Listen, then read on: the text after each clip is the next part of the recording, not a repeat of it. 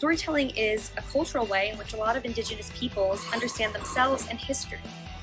And even non-Indigenous people, we take in things from our lives, our cultures, traditions, our relationships, our communities, and they kind of get sucked inside, and we talk to ourselves in an internal way, and it kind of helps us figure out who we are. The stories we tell can really influence our self-perceptions. So oftentimes, for most people, the way we talk to ourselves isn't as kind as the way we talk to others or those who we hold close.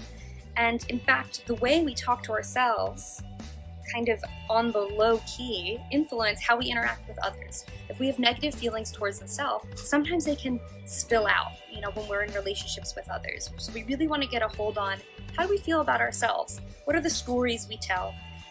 What do we narrate to ourselves in our minds? This week, we're going to take a bit of time to really get to know that little voice. And what we talk about is called talking back and talking forward. So these are two ways which we can try and establish some self-compassion when things get hard, when life just isn't kind of where we want it to be, and also helpful when reflecting on the past, right? Some things that have happened to us and now shape who we are.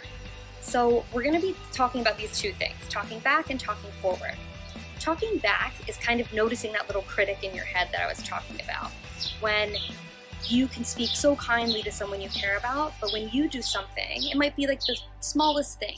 That little voice comes in and might say, yeah, you're not good at anything, or you're kind of worthless. Right? It can say some really harsh stuff. So we want to kind of flip the script on that little voice and talk back to it.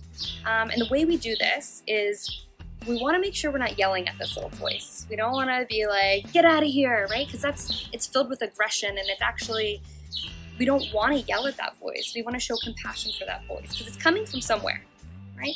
When we mess up and say, I'm not good at that, we have to think, who's saying that? Who in my life has said that to me? And why is it stuck in my brain now? Or what have I experienced that made me not feel that way, that I'm not good enough, right? So we want to be gentle with this voice. Okay, the second piece, like I said, that little voice can impact the ways in which we communicate with others. So that's where talking forward comes in. Sometimes talking back can be really hard, right? It's not as simple as being like, oh, I'm not good enough, let me just acknowledge that voice and talk back. It's difficult. Some of the things we've been through are really tough. It's not going to happen overnight. It takes years of practice. Every day you have to remind yourself that voice is there and just try and show it kindness, try and show it warmth. So this talking forward comes in. If talking back might seem a bit too hard, to be honest, it's difficult. So we can talk forward. Basically, when we can find that little voice and think about, well, what would I say to a friend if a friend came to me and said, you know what, Maggie, I just don't feel good enough.